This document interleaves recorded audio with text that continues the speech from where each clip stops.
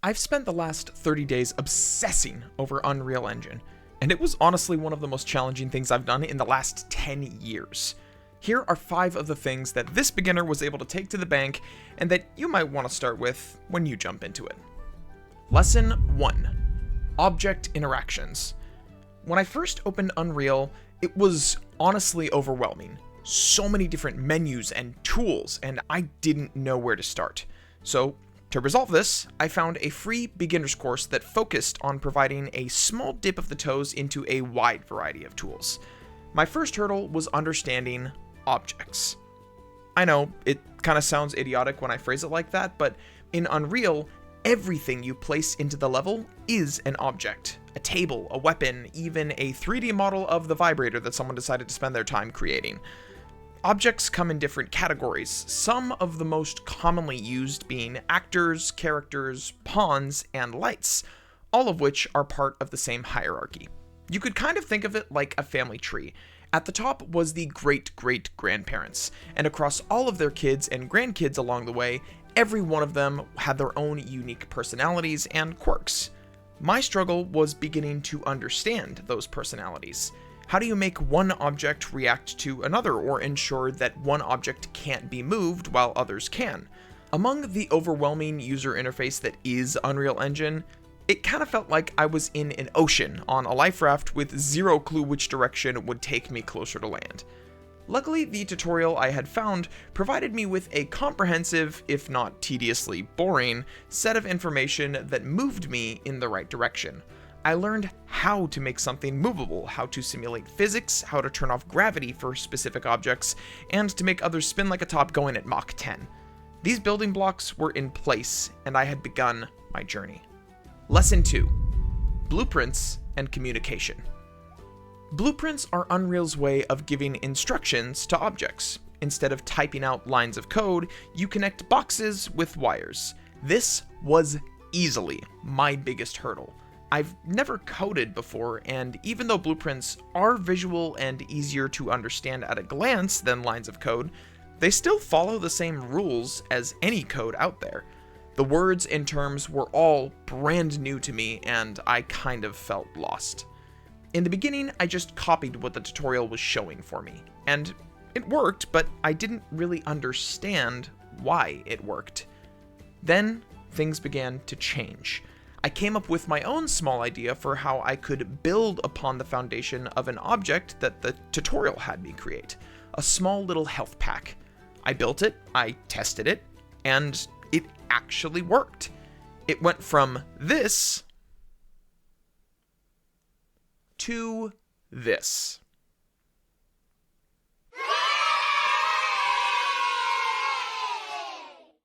And honestly, I get it. It doesn't look like much, and I knew that it wasn't.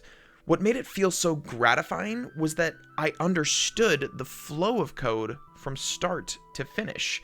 I could effectively explain what happened first, what came next, and how it all effectively wrapped itself in a little bow. It wasn't that I had made something impressive, it's that I could understand how I got there.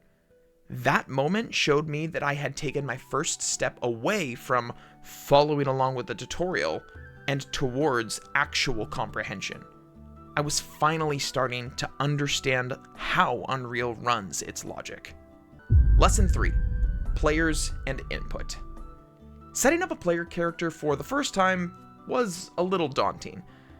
Unreal does give you pre-made templates for third-person or first-person games if you want to use them. They come with a model, animations, and movement already built in. But this tutorial didn't do that. It had me start from scratch, building everything myself. At first, I knew that would frustrate me. It felt like extra work. But I also knew that it was the right way to learn. If I could build the basics myself, I'd actually understand what was happening, and that made me excited, even if I knew it was going to be challenging. One frustration I ran into was setting up movement with something called enhanced inputs. On a keyboard, WASD to move around feels pretty natural and obvious, but in Unreal, the manner in which you have to bind these keys felt odd and confusing. Enhanced inputs are powerful, It gives you very, very detailed control on how different buttons will interact with the game world in different ways. But it wasn't intuitive at first.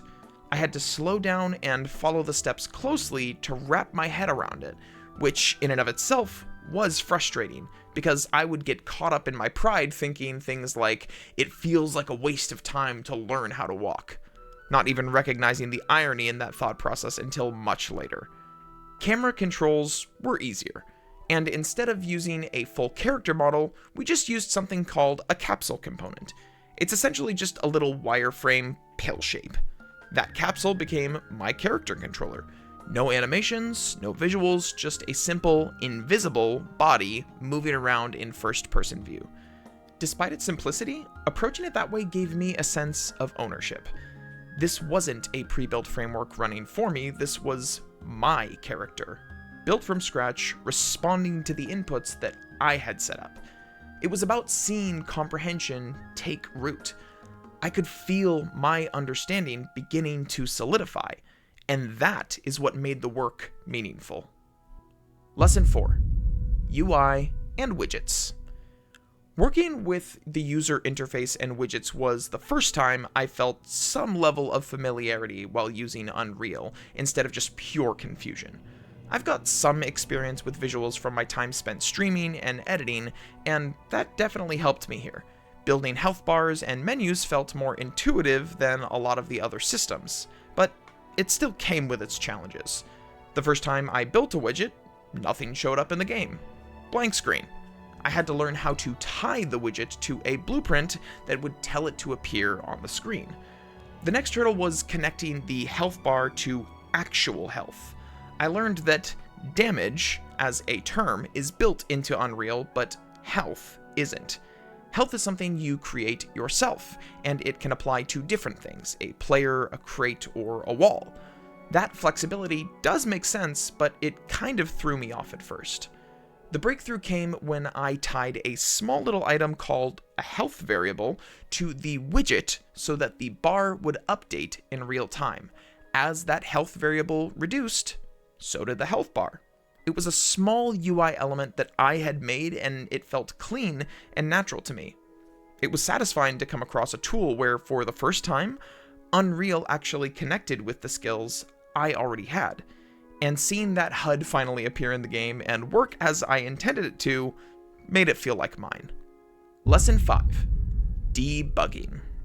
Debugging was one of the most mentally obnoxious, but one of the most valuable things that I actually learned in my first month working with Unreal. At first, when something didn't work, I kind of just felt like I was shooting in the dark trying to find what was broken. I would run my blueprint and either nothing happened or something didn't operate how I wanted it to, and I had no idea where the problem was hiding. That's where Unreal's debugging tools started to actually help. There's a little drop-down menu that shows exactly where all the code runs. The nodes that you are adding, these little boxes in the blueprints, will light up as things execute. It shows you what's firing and what's not, even going so far as to allow you to stop code dead in its tracks mid-script to allow you to walk along the whole process to see where the issues come up. But even with that, I ran into situations where I spent 30 to 45 minutes troubleshooting for the tiniest little things. I would look things up online, I would ask AI for help, and I would try different fixes.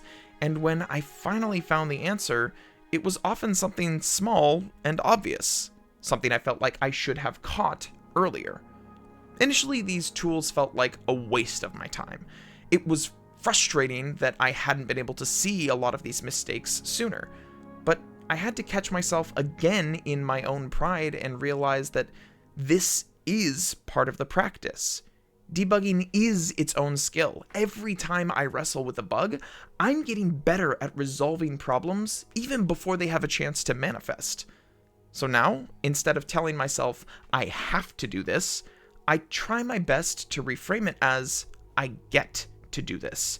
I got to build my problem-solving muscles a little bit more. Debugging still frustrates me sometimes, but it also gives me the most growth. It encourages a higher level of critical thinking that rails against the current limitations of my own brain.